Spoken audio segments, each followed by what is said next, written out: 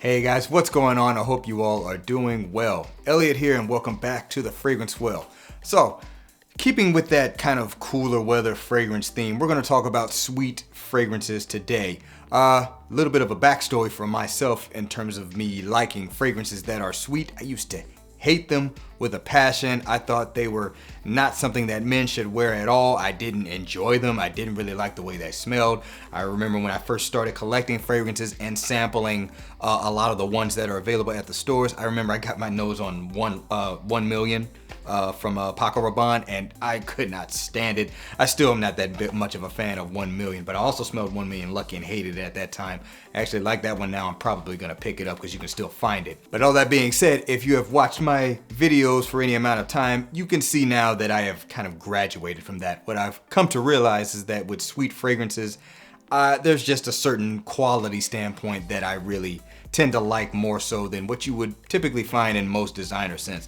I still have some of those really sweet, well-known, popular designer fragrances, but they are far from my favorite. And I'm just gonna point out 10 fragrances today that feature sweetness in some kind of way. It's not a ranked list. I tried to include a variety of sweet fragrances that give off sweetness in different ways. And with many of these fragrances, the sweet element may not necessarily be the feature, but it definitely has it. So we're gonna talk about them today. Before we get started, don't forget to like the video, subscribe to the channel if you do like this content, and remember to hit that bell icon so you can be notified when I upload new videos. Let's get into it.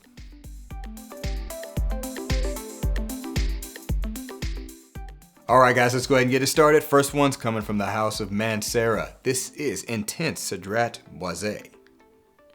Mancera's Intense Cedrat Boise.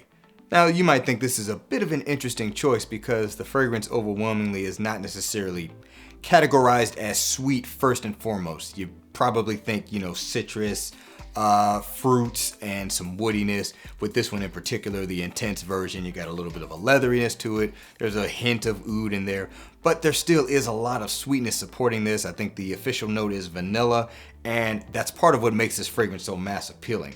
So while sweetness in this fragrance may not necessarily be the feature, it is definitely a strong and important element to what makes this fragrance work the way that it does. And honestly, in my opinion, it's got a good quality sweetness to it. It doesn't have this overly bubblegum candy-like sweetness that you would see in a lot of designer scents or just cheaper scents in general. I'm not saying there's anything wrong with that. In some cases, I think that's actually done well, but most of the time, I don't really go for that. But this one has a nice, balanced, vanillic sweetness to it to just kind of help balance the scent out, so to speak. So once again, from the house of Mancera, this is Intense Cedrat Boise.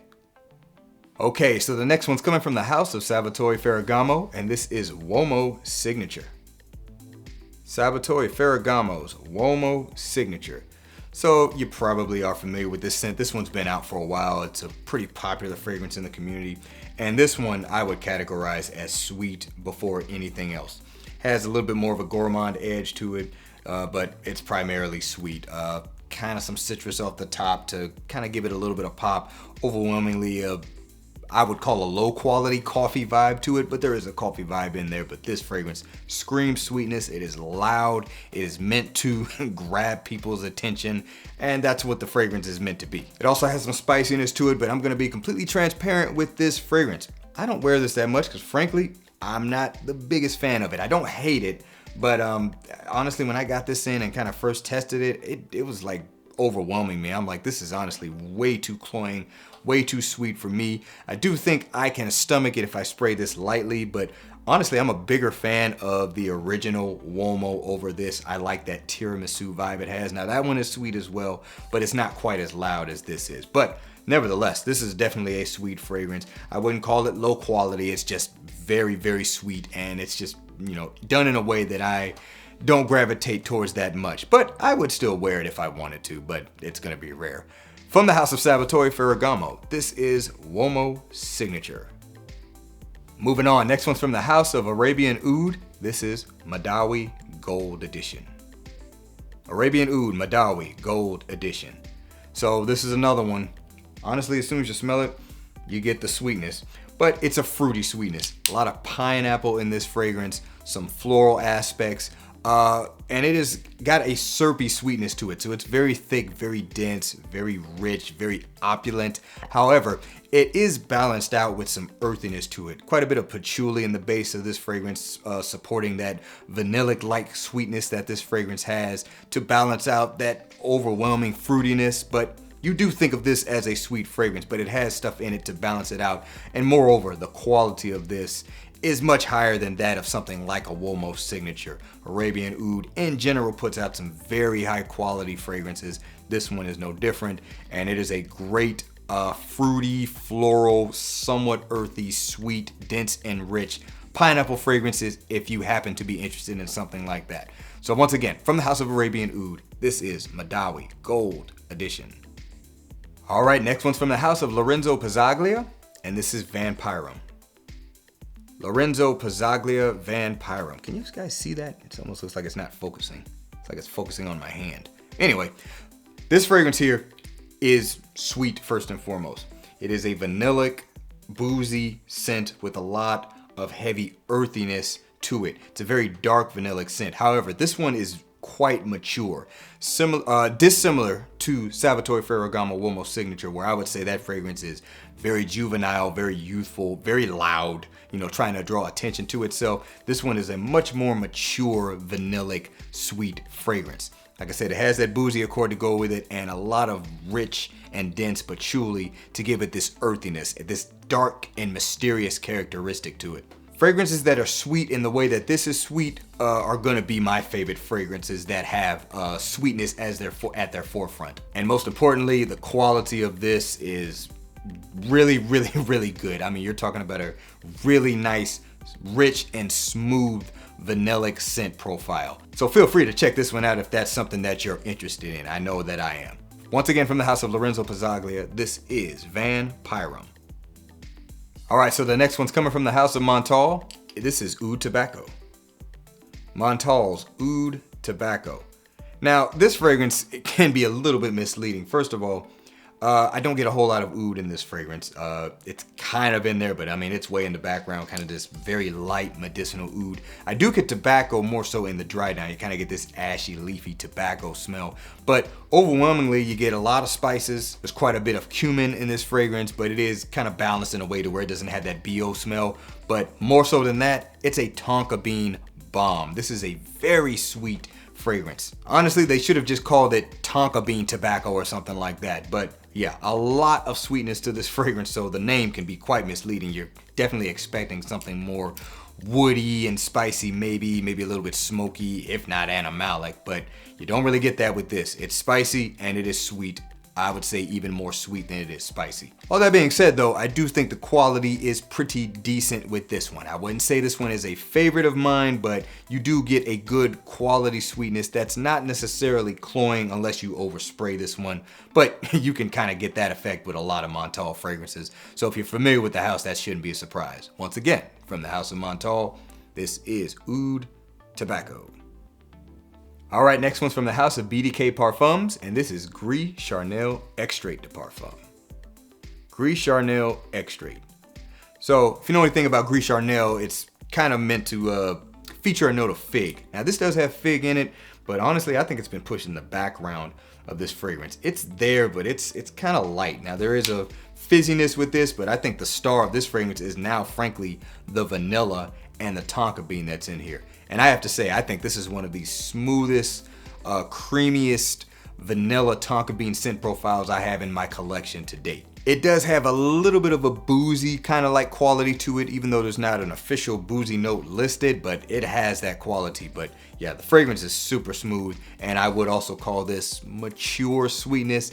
I'm not saying young guys wouldn't necessarily like this, but I do think it probably would attract people a little bit older. This fragrance is 100% unisex to me. Men and women can rock this one easily the same. So once again, from the House of BDK Parfums, this is Gris Charnel Extrait de Parfum. Next up, from the House of Francesca Bianchi, this is Sticky Fingers.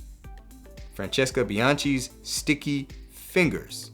Now with a name like that, you would think, okay, this may be like a super rich, syrupy, maybe even cough syrupy sweet fragrance.